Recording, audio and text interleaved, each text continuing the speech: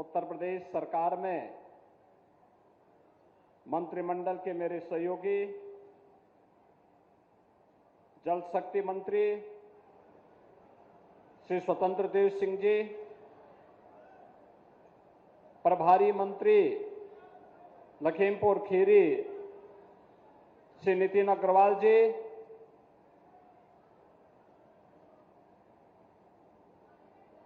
माननीय विधायकगण, इस क्षेत्र के लोकप्रिय विधायक श्री रोमी साहनी जी, माननीय विधायक श्री लोकेंद्र प्रताप सिंह जी, माननीय विधायकगण श्री अमिन गमन गिरी जी, योगेश वर्मा जी, श्रीमती मंजू त्यागी जी, श्री शशांक वर्मा जी, श्री विनोद शंकर अवस्थी जी, श्री सौरभ सिंह सोनो जी, भारतीय जनता पार्टी के जिला के अध्यक्ष श्री सुनील सिंह जी, नरेंद्र सिंह जी, जिला प्रभारी श्री वासुदेव मौर्य जी, नगर पालिका पलिया के अध्यक्ष श्रीमती लक्ष्मी देवी गुप्ता जी, नगर पालिका गोला के अध्यक्ष श्री विजय शुक्ला जी, प्रमुख पलिया श्री वीरेंद्र कुमार शुक्ला जी, प्रमुख निगासन श्री अमनदीप सिंह जी, नगर पंचायत मैलानी के अध्यक्ष श्रीमती कीर्ति माहेश्वरी जी, हरप्रीत सिंह जी, मंच पर उपस्थित भारतीय जनता पार्टी के सभी पदाधिकारीगण और आज लखीमपुर खीरी के पलिया, निघासन आदि क्षेत्रों की बाढ़ की समस्या के समाधान के उद्देश्य से आयोजित आज की सभा में उपस्थित बहनों और भाइयों, मैं सबसे पहले पहलगांव में भारत के उन पर्यटकों पर जो देश के अलग अलग राज्यों से जाकर के एक भारत श्रेष्ठ भारत की तर्ज पर कश्मीर से कन्याकुमारी के प्रधानमंत्री मोदी जी के अभियान के साथ जुड़कर कार्य कर रहे थे, कायराना आतंकी हमले की निंदा करते हुए उत्तर प्रदेश वासियों की ओर से उन सभी परिवारजनों के प्रति जिन्होंने अपने परिवार के सदस्यों को खोया है, उनके प्रति अपनी संवेदना व्यक्त करते हुए दिवंगत आत्माओं के प्रति विनम्र श्रद्धांजलि अर्पित करता हूं। बहनों और भाइयों, सभ्य समाज में आतंकवाद के लिए कोई जगह नहीं हो सकती, अराजकता के लिए कोई जगह नहीं हो सकती। भारत सरकार की सुरक्षा, सेवा और सुशासन का जो मॉडल है वह विकास पर आधारित है, गरीब कल्याण पर आधारित है और सबकी सुरक्षा पर आधारित है। लेकिन अगर कोई सुरक्षा में सेंध लगाने का दुस्साहस करेगा तो उसके लिए जीरो टॉलरेंस की नीति के तहत उसको जिस भाषा में समझेगा उस भाषा में उसका जवाब देने के लिए आज ये नया भारत तैयार है। प्रधानमंत्री मोदी जी के नेतृत्व में ये नया भारत किसी को छेड़ता नहीं, लेकिन अगर किसी ने छेड़ा है तब उसको छोड़ेगा भी नहीं।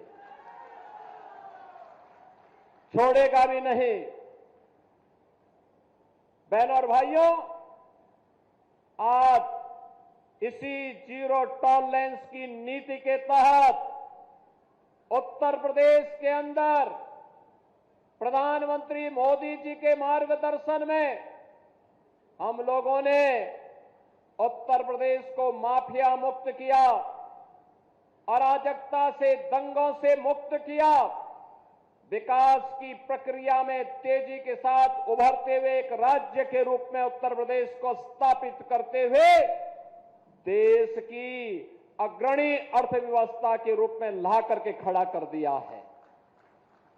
अब उत्तर प्रदेश के नौजवानों के सामने पहचान का संकट नहीं है। अब उत्तर प्रदेश देश के अंदर आधुनिक इंफ्रास्ट्रक्चर का प्रदेश है। हाईवे है, world class highway, express way का अपना संचाल है, रेलवे का बेहतरीन नेटवर्क है, देश की पहली इनलैंड वाटरवे और देश की पहली रैपिड रेल यह भी उत्तर प्रदेश के अंदर चलती है। सर्वाधिक शहरों में मेट्रो का संचालन उत्तर प्रदेश के अंदर हो रहा है।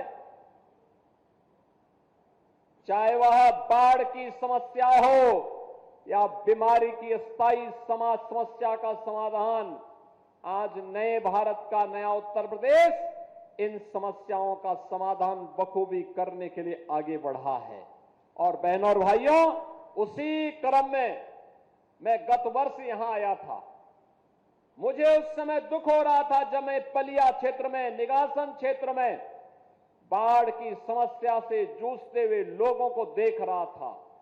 और तब मैंने रोमी साहनी जी को बोला था, तब मैंने शशांक वर्मा को भी कहा था, तब मैंने यहां पे प्रभात वर्मा जी को भी कहा था। मैंने कहा चिंता मत करिए, इसकी अस्थायी समाधान का रास्ता हम लोग निकालेंगे। और आज मुझे प्रसन्नता है कि इन जनप्रतिनिधियों के सहयोग से जल शक्ति विभाग शारदा नदी में बाढ़ की समस्या का स्थायी समाधान के लिए उसे चैनलाइज करने जा रहा है। किसान का खेत भी नहीं जाएगा, खेत भी बचेगा और बाढ़ से बस्ती भी बचेगी। हमेशा का समाधान का रास्ता निकालने के लिए आपने देखा होगा 7 किलोमीटर का एक लंबा चैनल बनाने का कार्य हो रहा है। मुझे अप्रैल प्रथम सप्ताह में आना था, लेकिन मैंने इसीलिए उस समय कहा कि चलो पहले काम प्रारंभ करने दो। और मुझे अच्छा लगा कि यह कार्य आज तेजी के साथ आगे बढ़ गया है। उस समय यहां पर जल शक्ति मंत्री श्री स्वतंत्र देव सिंह जी आए थे, प्रभारी मंत्री आए थे, रोमी साहनी जी और अन्य जनप्रतिनिधिगण आए थे। और आज मुझे अच्छा लगा कि ये कार्य तेजी के साथ आगे बढ़ रहा है। बहनों और भाइयों, सरकार जो पैसा खर्च करती है, ये सरकार के अपने पास का पैसा नहीं है, मुख्यमंत्री के पास का पैसा नहीं है, मंत्री के पास का पैसा नहीं है। यह पैसा है जनता जनार्दन का, टैक्स के द्वारा अर्जित पैसा। इसका सदुपयोग होना चाहिए। इसके लिए पहले हमारे सामने प्रस्ताव आया था 180 करोड़ रुपए की लागत से एक तटबंध बनाया जाए। तो मैंने कहा तटबंध से क्या होगा? कहा जमीन जाएगी किसानों की। तो मैंने कहा मिट्टी का तटबंध कितने दिन तक? शारदा नदी में 3 लाख क्यूसिक वाटर आएगा, कैसे वो मिट्टी का तटबंध रोक पाएगा? ये समस्या का समाधान नहीं। नदी को चैनलाइज करिए, ड्रेजर मंगाइए, एक साथ नदी को चलने का रास्ता दीजिए, बाढ़ की समस्या का समाधान होगा। और मुझे अच्छा लगा कि काम अब प्रारंभ हो चुका है। अब मेरा मानना है, मैंने कह दिया है 180 करोड़ रुपए का काम अगर मात्र 22 करोड़ में हो सकता है तो इस कार्य को हर हाल में 10 जून तक कंप्लीट कर दीजिए। उसके बाद जब मानसून आएगी तो मानसून में पानी अब पलिया और निगासन की तरफ या लखीमपुर खीरी की तरफ नहीं जाएगा। ये पानी सीधे बहते हुए आगे घाघरा नदी में, जब सरयू जी में, जब शारदा नदी में मिलती है तो आगे बढ़ते हुए कारवां आगे बढ़ जाएगा। बहनों और भाइयों, 3-3.25 लाख क्यूसिक वाटर बरसात में शारदा नदी में आता है, लेकिन चैनलाइज अगर हम कर देंगे वो बिखरेगा नहीं, छितरेगा नहीं, अपने रास्ते तय करते हुए आगे बढ़ जाएगा। किसान की फसल भी बचेगी, उसकी खेती भी बचेगी, उसका घर भी बचेगा और वह स्वयं भी सुरक्षित होगा। जल जमाव से खेती बाड़ी के साथ साथ पशुधन भी बचेगा और बाढ़ के कारण जन और धन की होने वाली हानि, चाहे वह किसान का हो चाहे वह सरकार का हो, इसकी भी बचत होगी और उसी को बचत करने के लिए योजना आज हम सब यहां पर लेकर के आए हैं। बहनों और भाइयों, आज लखीमपुर विकास की नई ऊंचाइयों को प्राप्त कर रहा है। मुझे प्रसन्नता है कि अब तो लखीमपुर खीरी में मेडिकल कॉलेज का निर्माण भी हो गया है। मेडिकल कॉलेज लखीमपुर खीरी में, कोई सोचता था आज से 7 साल पहले सपना था, आज ये हकीकत है। आज हम जा रहे हैं, अभी सोहेली नदी के ड्रेजिंग के कार्य को भी देखेंगे, जिसके बारे में रोमी जी कह रहे थे। लखीमपुर खीरी में दुधवा नेशनल पार्क भी है। यहां के माध्यम से पर्यटन की संभावना को आगे बढ़ने के लिए अभी हमारी एक बैठक होने जा रही है। मैंने पर्यटन मंत्री को भी और वन मंत्री को भी बुलाया है और लखीमपुर खीरी में भी एक एयरपोर्ट हो। एयरपोर्ट लखनऊ में ही क्यों होगा, एयरपोर्ट लखीमपुर खीरी में भी हो, इसके लिए हम लोग आए हैं आज देखने के लिए। लखीमपुर खीरी में यह भी काम होगा और इसके लिए हमने पैसा भी दिया है, लेकिन एयरपोर्ट सोहेली नदी से और अन्य जल प्लावन की स्थिति से बचे, आज उन कार्यों का भी हम निरीक्षण करने के लिए यहां पर आए हैं।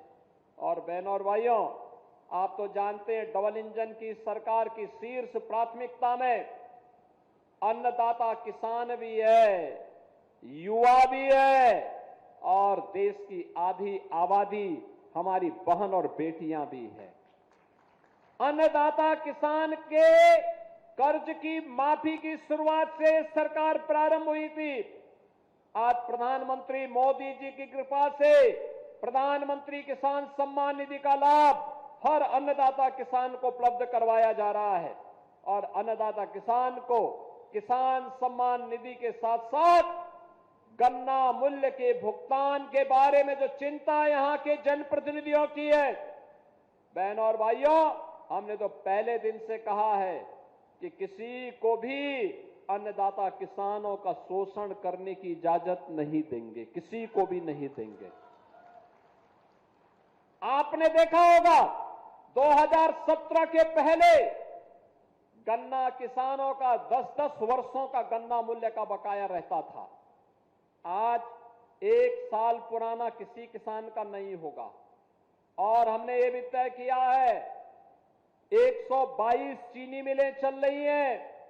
122 में से हम लोगों ने तय कर दिया है 105 चीनी मिलें ऐसी हैं, बहनों और भाइयों, जो 1 सप्ताह के अंदर गन्ना मूल्य का भुगतान कर रही हैं। लेकिन जो शेष 17 चीनी मिलें हैं, इन 17 चीनी मिलों में जो लेट लफीते हैं, इसके लिए भी हम इसका एक समाधान निकाल रहे हैं। लेकिन मैं आपको इस बात के लिए आश्वस्त करता हूं, पैसा किसी का डूबेगा नहीं, क्योंकि चीनी मिल का कब्जा तो हमारे पास है, चीनी मिल तो हमारे पास है। अगर कोई बात बदमाशी करेगा, अभी तो हमने एस्क्रो अकाउंट खोला है कि जो भी चीनी बिकेगी वह ज्वाइंट अकाउंट होगा, पहले किसान के पास जाएगा तब चीनी मिल मालिक के पास जाएगा। और अगर कोई इसके बाद भी बदमाशी करने का काम करेगा तो हम चीनी मिल को ही नीलामी करके पहले किसानों का गन्ना मूल्य का भुगतान करेंगे और तब जाकर के फिर कोई और कार्य होने देंगे। बहनों और भाइयों, अन्नदाता किसान हो या युवा, अभी मैं मंच पे देख रहा था, किसानों को डबल इंजन सरकार की सब्सिडी के तहत ट्रैक्टर और कृषि उपकरण वितरित किए जा रहे थे और साथ साथ एक तरफ अन्नदाता किसानों को यह सुविधा और दूसरी तरफ युवाओं के लिए सीएम युवा उद्यमी योजना के अंतर्गत 5 लाख रुपए तक का ऋण, ब्याज मुक्त ऋण है। ब्याज मुक्त ऋण, उनके ट्रेनिंग की व्यवस्था, और बिना गारंटी के उनको ऋण उपलब्ध करा करके नया उद्यम स्थापित कर सकता है। यह सीएम युवा उद्यमी स्कीम के अंतर्गत यहाँ के नौजवानों को भी वह ऋण उपलब्ध करवाने का कार्य यहाँ पर किया जा रहा था।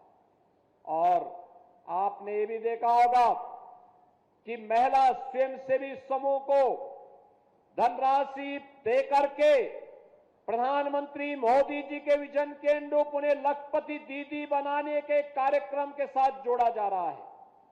यानी ये सभी कार्यक्रम प्राथमिकता के आधार पर बिना भेदभाव के हो रहा है।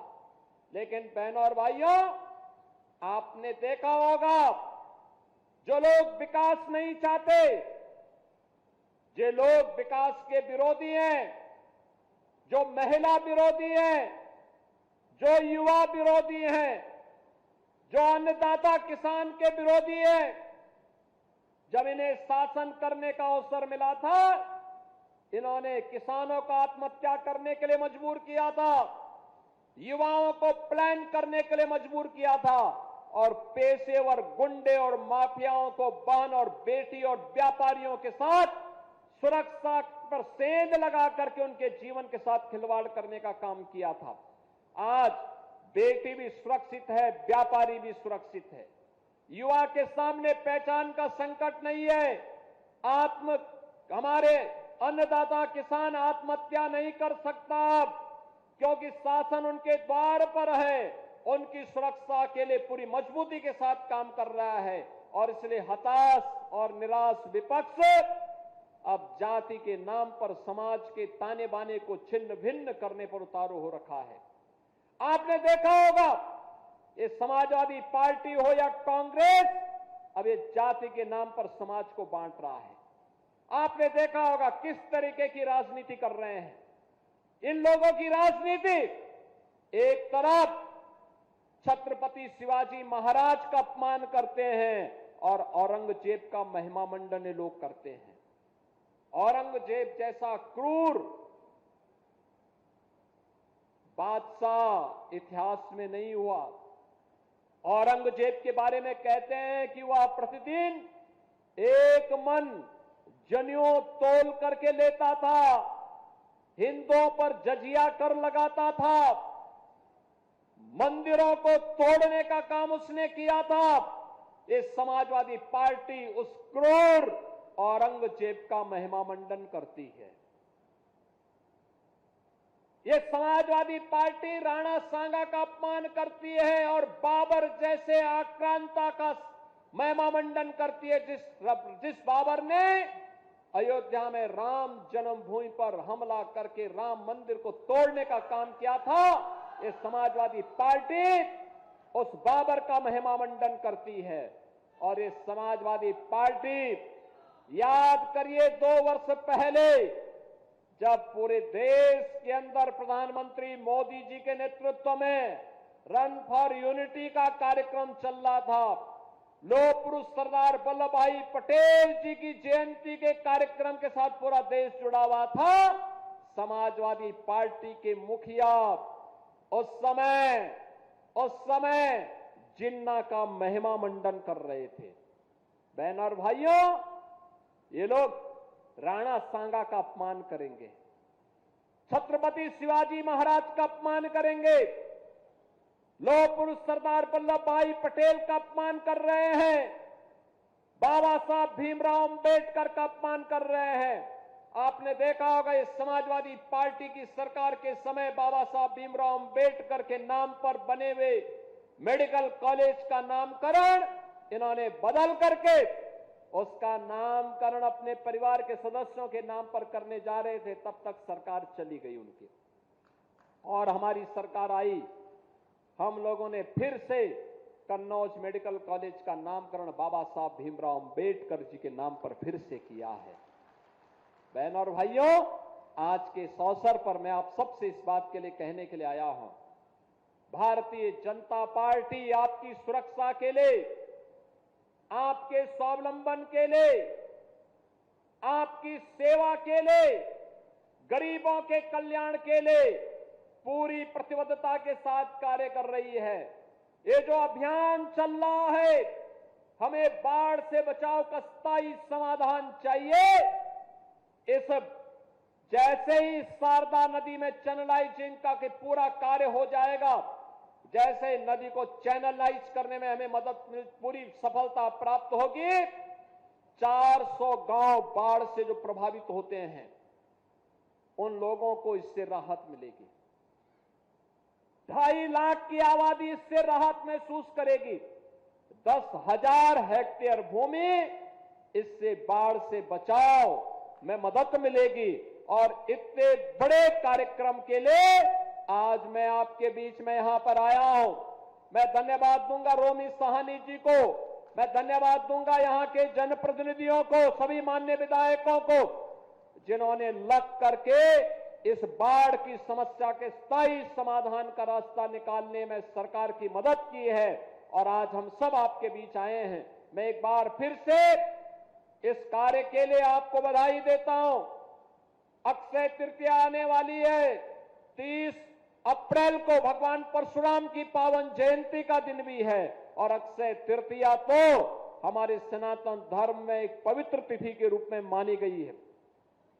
यानी अक्षय यानी जिसका क्षय नहीं होता है। धन धान्य से हमारा घर और परिवार परिपूर्ण हो। फसल आने की खुशी में हर परिवार में कितनी खुशी होती है, यह इस बार भी देखने को मिला है। मैंने देखा अन्नदाता किसानों में, जब पिछली बार मैं आया था, पीएलए प्लांट और गोला गोकर्णनाथ में भगवान शिव के छोटी काशी में अमनगिरी के आमंत्रण पर मैं आया था। भव्य कॉरिडोर बनने जा रहा है। बहनों और भाइयों, काशी की तर्ज पर छोटी काशी में भी अब एक कॉरिडोर बनकर के बाबा गोला गोकर्णनाथ का पावन पर्यटन स्थल के रूप में लाखों की संख्या में श्रद्धालु जनों को, पर्यटकों को अपनी ओर आकर्षित करने का एक कार्य होगा। और मैं कह सकता हूं, जब गोला गोकर्णनाथ का विकास होगा, दुधवा का विकास होगा, तो जहां खतरा है वहां क्यों जाएंगे लोग? यहां आकर के देखेंगे ना, भगवान का भी दर्शन लेंगे। दुधवा में आकर के जब लखनऊ में टेम्परेचर 46 होता है, दुधवा के अंदर तब 38 डिग्री टेम्परेचर रहता है। तो पर्यटक यहां आएंगे, रोजगार यहां संभावना बढ़ेगी। और रोजगार इस सर्विस सेक्टर में, पर्यटन में कितनी संभावनाएं हैं, यह हम इसके माध्यम से देख पाएंगे। आज के इस अवसर पर मैं पिछली बार जब आया था, खेतों में गेहूं की फसल शानदार तरीके से थी, गन्ने की फसल थी, और अब किसानों ने उसको समेट लिया है समय पे। और मैं कहूंगा भूसा बैंक भी बनाइए। फसल कट गई है, उसमें आग मत लगाना, डंठल पे आग मत लगाना, उसको भूसा बनाइए, भूसा बैंक बनाइए। गौ माता का भी आशीर्वाद बना रहेगा। उसके लिए भूसा में हरा चारा और कुछ चौकर मिलाकर के खिलाएंगे, पौष्टिक आहार उसके लिए बन जाएगा। और फिर वो दूध देगी तो आप भी और आपके बच्चे भी मजबूत होंगे। और जब हमारे बच्चे मजबूत होंगे तो दुश्मन के दांत अपने आप ही खट्टा करने के लिए सीमाओं की रक्षा करने में सफल हो जाएंगे। और बहनों और भाइयों, इस नए भारत के लिए, आत्मनिर्भर और विकसित भारत के लिए अस्थायी विकास की योजनाओं के साथ हमें आगे बढ़ना पड़ेगा। और मैं विश्वास के साथ कह सकता हूं कि आने वाले समय में पलिया, निगासन, लखीमपुर खीरी और इस जनपद से जुड़े हुए बाढ़ की समस्या का स्थायी समाधान करने में हमें सफलता प्राप्त होगी। इन सभी योजनाओं के लिए मैं आपको बधाई दे रहा हूं। धन्यवाद। जय हिंद।